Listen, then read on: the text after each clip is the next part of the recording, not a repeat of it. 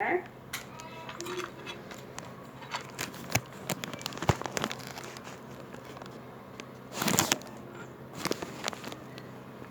lá, então. Acho que eu vou voltar a gravar, né? Nossa, tá muito frio, não tá? Mas sou eu. Pode falar. Deixa eu te falar uma coisa. Sobre as notas. Tem algumas coisas lá no Canvas que não saiu as notas. Como que faz? Pois é, acho que você perdeu o pedacinho que eu falei. Nem tudo do Canvas eu consigo colocar nota, porque eu devo ter colocado alguma coisa errada lá. Mas eu falei que eu vou colocar nota assim que acabar a aula, tá, gente? Todo mundo aí, agora a gente tá mais gente. No portal, né? Não se preocupem, acho que quase todo mundo, né, tem mais que nota para passar. E aí eu coloco, aí quem tiver alguma questão, dá tempo, porque até sexta eu consigo mexer ainda no sistema, tá? E Tá aí, bom, se porque alguém... lembra a minha resenha que eu não consegui mandar para a senhora viu, a senhora manda a nota. Mas eu coloquei no meu... Porque a nota, ela não vai sair do Canvas, ela vai sair da minha tabelinha do Excel. Porque Tá também bom. tem gente que não tem acesso ao Canvas, né? Ou sei lá, teve um problema, e aí eu não é automático do Canvas. Então eu coloquei tudo numa tabela do Excel e aí eu coloco a nota lá, se tiver alguma questão, vocês me falam. E quem tá mais com a atividade mais atrasada não pode mais entregar, né? Você errou. Entendi. Não é meu caso, não, mas só para perguntar para o pessoal aqui. Não tem jeito. Eu ainda mandei algumas mensagens para algumas pessoas que eu vi que tinha falado comigo, que eu fiquei na dúvida, eu falei, nossa, mas será que a pessoa não mandou, porque me tentou por e-mail e tal. Aí eu fui atrás, mas quem de fato foi simplesmente porque não mandou, Ô, professora, deixa eu te falar. Então a senhora não vai colocar, aliás, o ideal é então a gente olhar lá naquela plataforma lá da FAM mesmo, né? Não no Canvas. Não é no Canvas. É na Ok. plataforma da nota mesmo, que eu acho que eu não sei muito das plataformas, mas o Canvas é de ensino, né? Mesmo todo o EAD, depois tem que sair e ir para aquela plataforma que eu acho que sei lá, deve estar vinculada com o diploma de vocês, com as disciplinas. Entendi. Mas dá tempo, dá tempo E de... esse semestre vai ter prova? Vai ter prova. Vai ter prova. E já tem as datas, né? É do último... Não ia ter nenhum projeto. Eu pensei que ia ter só as provas. Então, isso eu não sei confirmar. Pelo que a gente combinou em reunião com o pessoal da enfermagem, vai ter sim projeto integrador. Aí vai valer 1 ponto e a prova vale 4. E a prova vai ser do conteúdo todo. Então, por isso que, assim, foi bom que vocês fizeram as atividades, a maioria fez tudo. E aí a gente vai ter bastante notas já. E aí não depende tanto da prova. Vai ser pelo sistema. O conteúdo todo? Da disciplina, de cada disciplina. E sobre o projeto integrado, é a senhora que vai falar pra gente, né? Que vai Sim, orientar. Bruno, eu combinei com o pessoal, né? Então vocês revejam o vídeo, tá? Que eu deixei. E a gente vai falar na sexta um pouquinho mais. Então, depois da aula a gente conversa, mas se organizem vocês os grupos, né? Pode ser de 4 a 6 grupos, se vocês precisarem, até 7, mas acho que é muito. Pode ser 6 da turma de vocês, não é tão grande assim. 6 grupos que aí dá 5, né?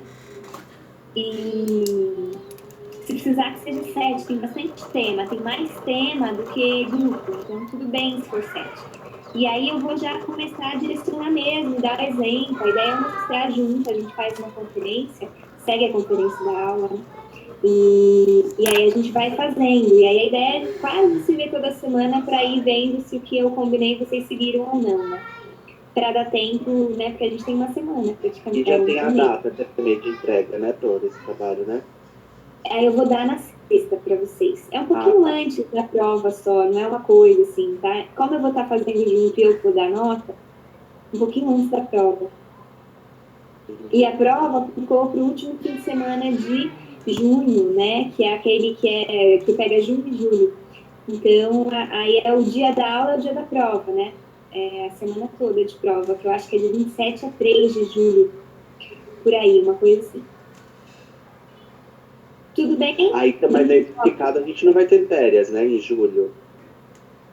Então, como nós, professores, 10 dias. Ah, não, a gente tem 10 dias de férias.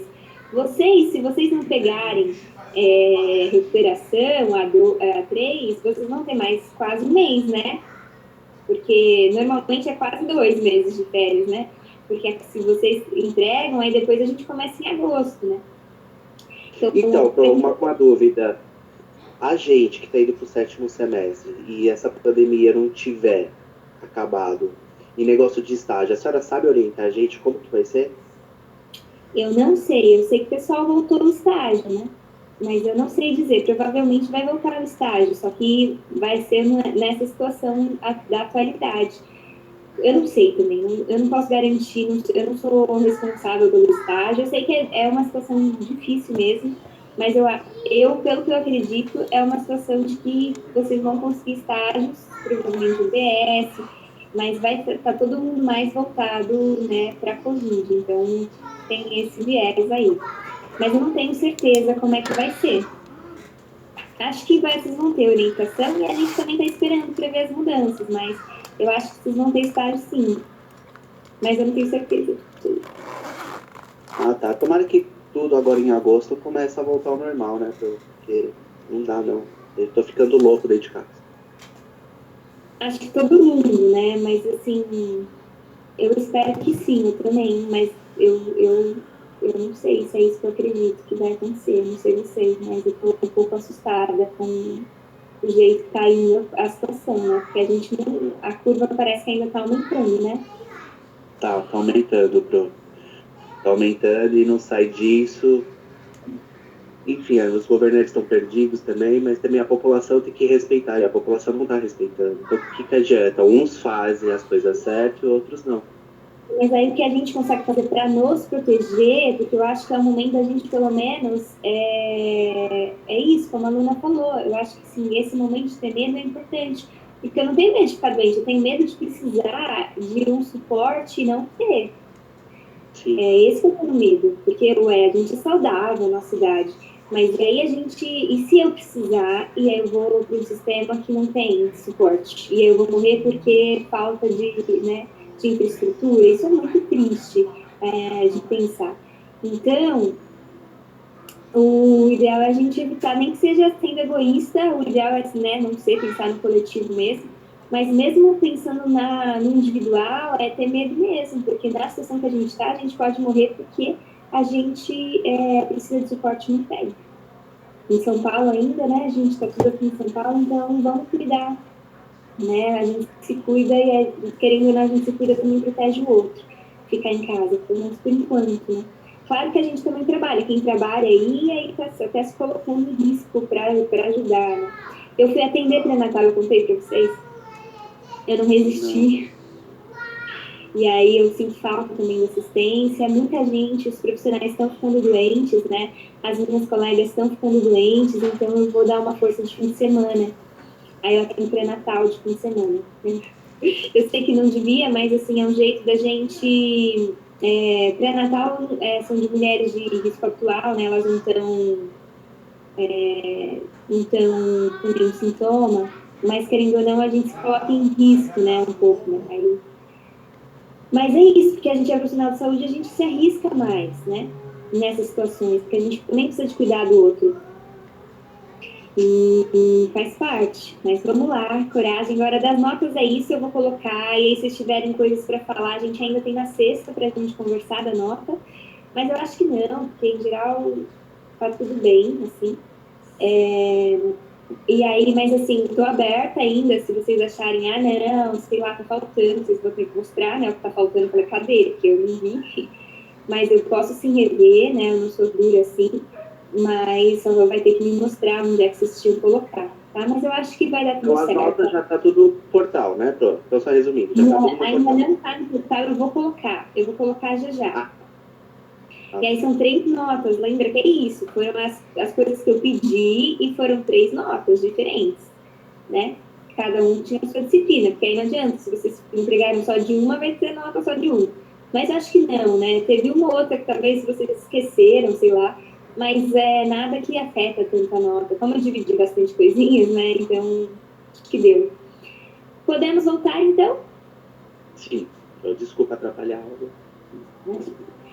Então, lembrando, a gente está falando do bebê, né? E desse momento tão especial que é a chegada dele aqui nesse mundo. E lembrar, eu acho que é importante a gente lembrar o quanto que isso é especial. Então, aqui tem esse flow só para lembrar o que a gente tem que fazer. Então, tem o atendimento na sala de parto, que vai ser esses cuidados imediatos que eu falei, né, que incluem a avaliação da situação do nascimento, né, como esse bebê está. Aí a gente vai falar agora desse bebê que está bem, né, a termo, e a gente faz os primeiros cuidados, o que a gente faz na primeira hora e o que é a rotina nas próximas horas, que eu vou falar para você. Quais são os primeiros cuidados que entre, assim, no fim da primeira hora até antes dela sair da sala de parto, né? Que é essa profilaxia ocular, que é o PD, a administração da vitamina K e esses cuidados de rotina. E aí tem os cuidados nas próximas horas, com muito do alojamento conjunto, que eu também vou dar aula para vocês na próxima terça-feira, que eu vou falar de exame físico e alojamento. Do bebê e alojamento conjunto. E aí o bebê de risco, né? Que aí tem a reanimação e a mesa de reanimação, né? O que a gente faz. Mas isso a reanimação do bebê eu vou dar na sexta, mesmo, não vai dar tempo de falar.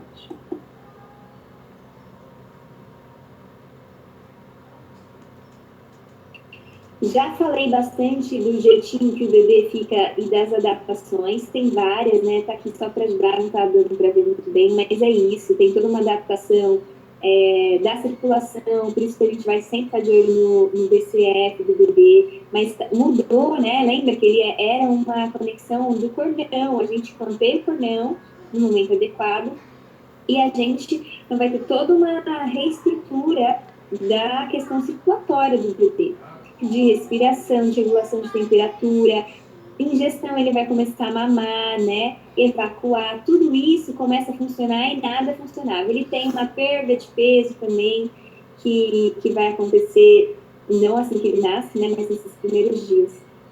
A gente tem um momento que normalmente primeira hora, 30 minutos do bebê, que quando ele nasce, ele tem um nível um pouquinho, né? Por conta do trabalho de parto, de cortisol, que deixa o bebê mais acordadinho. Então, ele fica bem reativo, ele vai buscar o peito, ele vai mamar. É o melhor momento dele começar a mamar. Aí, depois, entre a segunda hora de vida, ele já vai começando a ficar com mais soninho. Aí, ele vai, né, organiza e regula melhor essa frequência respiratória, né? E ele vai se entendendo melhor nessa situação que estava muito estranha. De repente, ele vai começando ainda uma adaptação. Uma adaptação aí a todos esses desconfortos, né? E aí ele vai se sentindo mais confortável, vai relaxando, e aí ele vai entrar num estado mais de descanso. Então é comum, e a gente até brinca, né?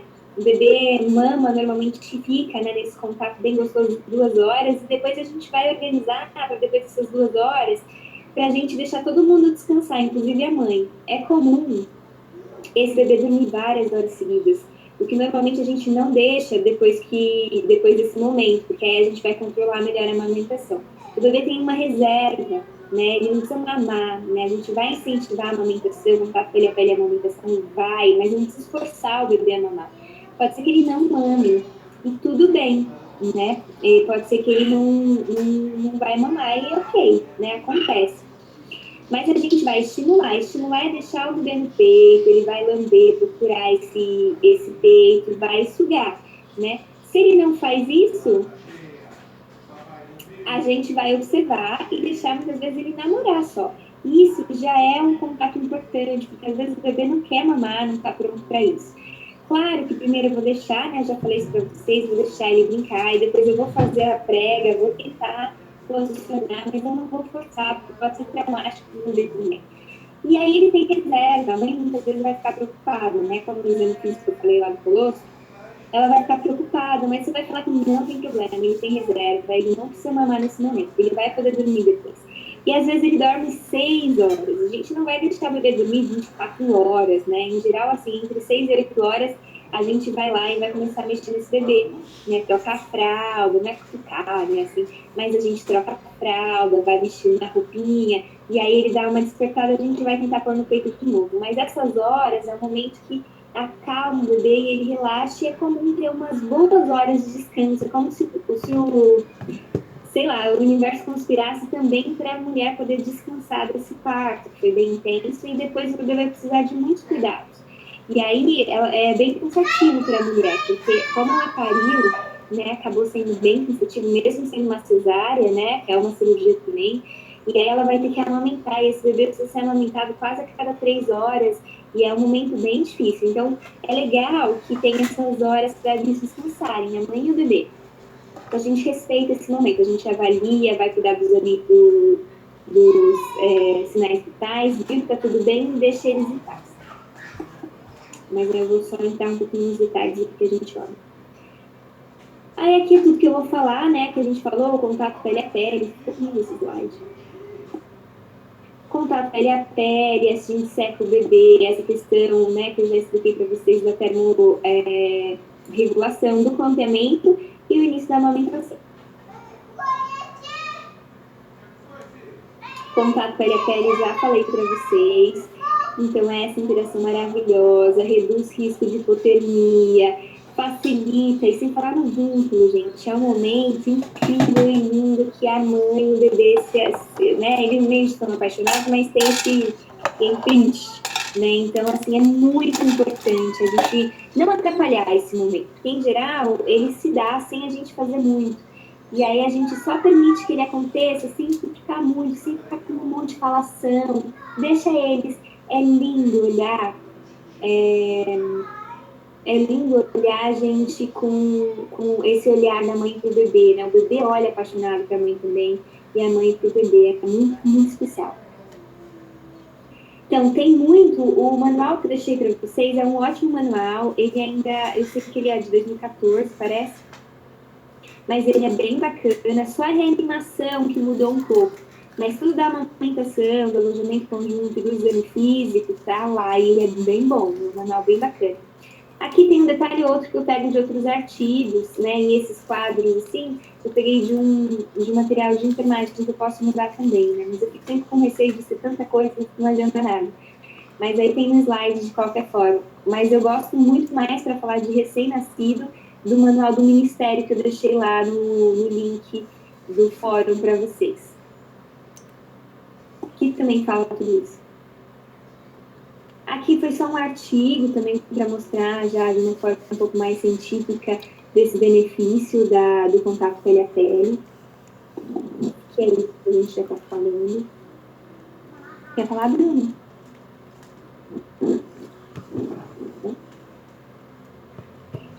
Aqui é outro também, porque eu adoro artigos e aí eu queria mostrar para vocês. Mas a gente sabe que o contato pele a pele, né, protege o bebê de várias coisas, ajuda ele a organizar e regular a frequência respiratória, ajuda o bebê, estimula a amamentação livre demanda. Então a gente sabe o quanto que isso traz benefícios também, regula os sinais vitais, é muito mais do que a gente consegue até quantificar, né? Pensar o benefício que isso tem até para a psique desse neném. E aí o clampeamento, né, oportuno, que pode ser feito pelo parceiro, né, ou por alguém ou pela própria mulher. Lembrar que é um momento que pode ser compartilhado e é legal que a gente estimule, então, a autonomia, né, desse casal, dessa mulher, e ofereça para ela fazer parte, ela mesma pode cortar o cordão. A gente clampeia com as pinças ou com clamp, e alguém vai lá, eles vão lá com o tesourinho e corta, a gente mostra. Esse é um cordão cheio, esse é um cordão que já parou de pulsar, olha a diferença, né? Do clampeamento, vocês vão ver, por isso que eu coloquei aqui, né, é o que está lá no Ministério, que a gente já viu, né, do clampeamento que eu já falei para vocês, mas vocês vão ouvir falar muito de que manter o cordão ligado, da icterícia. Eu já falei isso para vocês? A gente já teve essa discussão? Não? Então, é muito comum vocês verem o pediatra reclamar ainda, né? Ó. Só para vocês saberem, o clampeamento do cordão para esperar esse momento oportuno, ele é uma recomendação internacional da OMS e não é só para esse primeiro momento de vida, né? A gente sabe que os níveis de ferro do bebê que a gente manteve o cordão até ele parar de pulsar, ou até pelo menos 2, 3 minutos, é maior nas crianças lá com 5 anos. Então, assim, para a gente pensar na infância saudável desse bebê, sem essa criança ter anemia, é importante esse momento, né? Não é só agora. A icterícia, vocês já devem ter visto com a Júlia, a gente vai ver um pedacinho, quando a gente for falar de algumas questões, assim. Mas a icterícia, ela pode acontecer de forma fisiológica, é esperado, porque o bebê tem mais hemoglobina, né? Vocês já devem ter visto com a Júlia, que a icterícia dá com a quebra, né, da hemoglobina, que tem aquela substância que é a bilirrubina, que o bebê não dá conta ainda de organizar isso, de absorver e metabolizar isso no fígado. E aí a gente tem, porque a gente tem mais hemoglobina, o bebê tem mais, né, eritrócitos, aí o que acontece? Ele vai ter, então, um pouco de icterícia fisiológica, e é normal. Isso não é culpa por conta do cordão.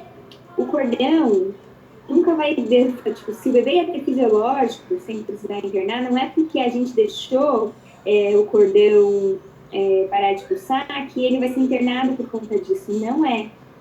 São outras situações que fazem isso acontecer. Tem uma incompatibilidade dos tipos sanguíneos, tem uma questão genética, né? Mas quando é patológico, é outra história, pode ser várias coisas, e a gente também não sabe exatamente também o quê. Mas não é culpa do cordão, vocês têm que ter isso claro, para vocês falarem com segurança, porque os pediatras vão culpar a gente, porque eles vão falar, mas o bebê que está lá, eles vão associar, porque se a gente deixa com todo mundo, o bebê que era patológico, porque ele ia ser patológico, mas a gente deixou o cordão só quando parou de pulsar, e aí ele vai falar que é culpa do cordão, e não é. Tem que ter isso claro na nossa cabeça, e tem estudo que deixa isso claro. Então tem que falar, não, é recomendação da OMS, a gente sempre vai pensar, tem mais dano do que benefício, né? Ao contrário, tem mais benefício, né, do que dano, e é por isso que a gente não vai esperar, pelo menos, aí tem as classificações, a gente fala o oportuno, que é esperar pelo menos 60 segundos, né? Se você tá com receio, o pediatra tá lá na sua orelha, pelo menos dá 1 minuto para esse cordão, às vezes não parou de pulsar, mas pelo menos dá 60 segundos, que é o que a Organização Mundial da Saúde pede. Outra coisa é você esperar, o tardio é depois de 5 minutos, e o oportuno é ir pelo menos entre esse pedaço de tempo, né? Que pode ser quando parar de pulsar também. Então tem esses nomes diferentes, mas o importante é esperar pelo menos 60 segundos, que é o que a Organização Mundial da Saúde pede, tá? Eu já falei, não é? E se não cortar? Não é um problema não cortar o cordão. O cordão, eu, por exemplo, eu não corto cordão novo, né? Os partos que eu assisto, eu deixo o cordão lá, não tem problema nenhum. O bebê fica lá e aí eu vou fazer a dedicação ainda com o cordão ligado. Normalmente eu só vou cortar o cordão depois que a placenta sai, né? Aí eu ponho a placenta. Mas isso sim, num parto lá na casa de parto. No hospital também, porque aí a gente pega a bacia lá com o paninho, põe lá a placenta e aí eu deixo às vezes do lado da mãe, né? E aí eu mostro com cuidado a placenta para ela, né? Elas gostam de ver. Mas tem mulher que não quer, então tá, aí a gente planteia. E aí depois mostra a placenta sempre para a mãe, depois que a gente avaliou, né? E aí descarta a placenta. Mas não tem problema. Tem até um tal de parto em lótus, que esse a gente não estimula, né? Que é quando algumas mulheres muito mais, mais riponga, acaba deixando e nunca corta o cordão, vai deixar a placenta secar. Então coloca sal na placenta, sal grosso, né? E muitas ervas assim, aromáticas para dar cheiro, né? Para o cheiro ruim no bebê. Deixa essa placenta dentro de um saquinho, todo lugar que você leva o bebê, você leva a placenta, até a placenta secar. Isso acontece, levam dias, às vezes semanas. Assim como demora para cair o coto umbilical. Então isso chama parto em lótus. A gente não estimula, eu nunca vi na realidade, eu só vi filme que conta que a mulher fez isso, mas não é prática nossa, tá? Mas esperar um pouquinho até a placenta sair, não tem problema, né? Muita gente, e se a placenta ficar? E ficar mais tempo esperando o cordão, não tem problema nenhum também. Então aqui tem mais um artigo só para deixar isso mais claro para vocês. O que mais que a gente vai fazer com o bebê? Isso do tempo, também peguei um outro artigo aqui para vocês verem, né, isso que eu tô falando. Então, não tem nada tão claro e definido sobre o tempo. Estou contando a minha experiência para vocês que não tem problema, mas ninguém fala assim, tem problema de ficar mais. E parou de cursar, não está mais passando mais nada lá pro bebê, né? Então, a gente acaba deixando um pouco mais tempo e contei para vocês o que é um parto Lotus. Ai, que frio. Cuidado com o coto, né? Então, assim, claro, eu falei de clampear. Uma coisa é clampear, outra coisa é como enfermagem, a gente tem que ter um cuidado para deixar no lugar certo, né? Isso aqui chama clamp. Então, o que a gente vai fazer? Depois, normalmente depois que teve esse contato pele a pele, né? E lembra que eu falei do exame físico da puérpera? A gente avaliou essa puérpera, viu os sinais vitais dela e do bebê, então tudo bem. Normalmente eles ficaram juntinhos lá quase 2 horas. Tá na hora da gente transferir essa mulher para o alojamento conjunto, né? Então, normalmente a gente avalia, né? Dependendo do lugar que você está, você vai avaliar o bebê, mas dependendo, né? No hospital, foi o pediatra que avaliou, você não precisa avaliar o bebê. Mas, por exemplo, numa casa de parto, eu avalio o bebê antes de levá-la para o alojamento conjunto. E aí a gente retira o bebê, vai fazer esses procedimentos do lado da mãe, né? No bercinho aquecido, porque precisa ter calor. A gente sempre vai estar cuidando do calor. E aí eu vou cuidar, uma das coisas que eu vou fazer é o cuidado com RN com o coto. Então aí eu vou colocar um clamp, aqui a 3 centímetros mais ou menos do abdômen. E aí a gente vai passar um bisturi para tirar e deixar bonitinho. A gente alcooliza com álcool 70%, né? E aí uma coisa legal é já chamar o acompanhante, que muitas vezes é o pai do bebê, para mostrar como é que faz, né? Então a gente já vai fazer orientação, falar que a gente tem que cuidar desse coto, né? Então como é que a gente cuida? Sempre limpando toda a sujidade, né? A gente não faz a rotação do cotonete para a gente tirar a sujidade do coto e mexe nele como se fosse um dedinho mesmo, não dói. Por que o bebê reclama? Porque é gelado, mas não é para doer.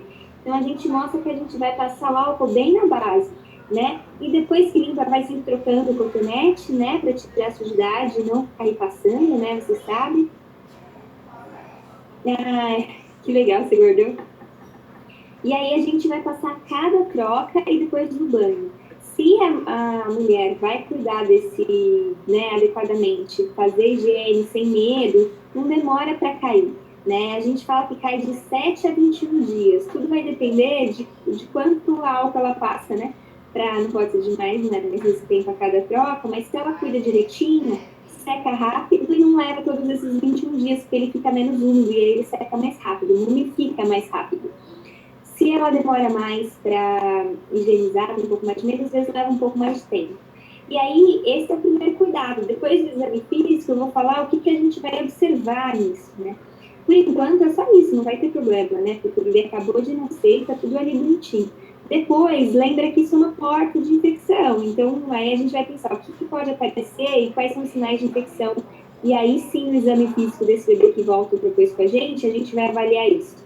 Mas, por enquanto, é só colocar o clamp no lugar certo e orientar o pai, ou os pais, a fazerem a higienização adequada, que é com álcool 70%. E nunca deixar esse coto muito abafado, porque antigamente se usava faixa, né? Aquela história para evitar hérnia umbilical, aí se usava faixa, se usava moeda. A gente vai falar que nada disso pode e que a gente vai, na hora de colocar a fralda, não cobrir esse coto umbilical. A gente dobra a fraldinha, ou para dentro, ou para fora, mas não é para deixar e cobrir com fralda. Então, a gente toda vez, em toda troca, toda vez que a gente acompanhar uma troca, a gente vai retomar essa orientação enquanto a gente está cuidando desse bebê nos primeiros dias. Então, a primeira vez a gente até pode fazer para o casal ver, né, e perder o medo, mas depois é eles que vão fazer, né, e a gente acompanha para ver como que tá. E isso que é bacana, para dar autonomia mesmo para o casal. Pro, tem casos que pega muita infecção, se não cuidar muito bem disso? Tem. Né? Então aí a gente tem infecção, né? Vai ficar vermelho, às vezes dói, cria pus, aí é mais sério. Aí tem que encaminhar, vai ter que tomar antibiótico, ir com um pediatra, né? Mas aí a gente faz essa triagem de avaliar, ver se tá tudo bem ou não. Mas isso leva mais tempo, né? Em geral, é mais comum, super comum, a família deixar úmida, né? Colocar a fralda em cima, aí não limpa direito porque tem medo, né? Então aí tem cheios de secreção. Então sempre, né, observar isso. Aí fica com mau cheiro, fica aquela secreção e toma banho e não tem coragem, né, de fato pegar. Benjamin! Ele fica, vai Sai daí. machucando, às vezes fica só de um Você lado. derrubou o Aí telefone você da tem que levantar, mamãe. é meio duro, né?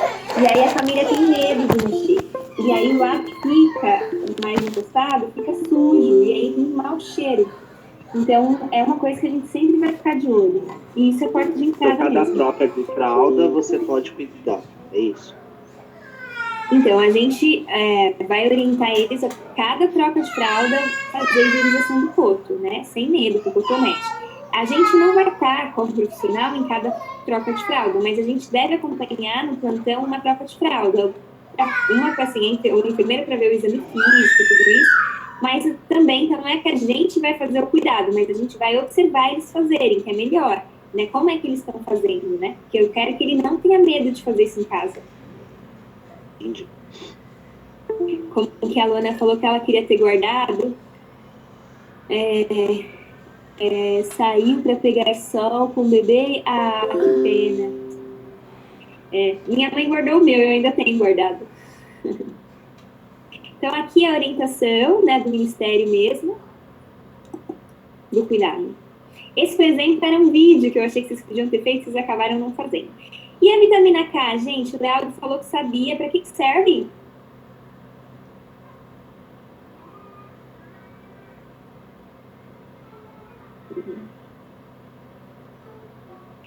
As mães do norte, mais antiga, guardavam. Minha mãe é dessas, né? Tá guardado lá. Tem uma caixinha velhinha, tem lá os três filhos dela. E aí, vitamina K pra quê? O Leandro tinha falado. Ela é ótima pra quê?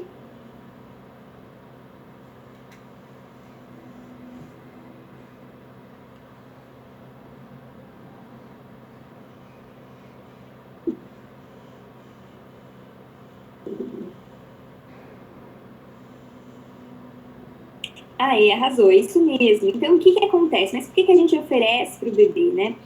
Tem uma doença que também é rara, né? Que é a hemorragia neonatal, né?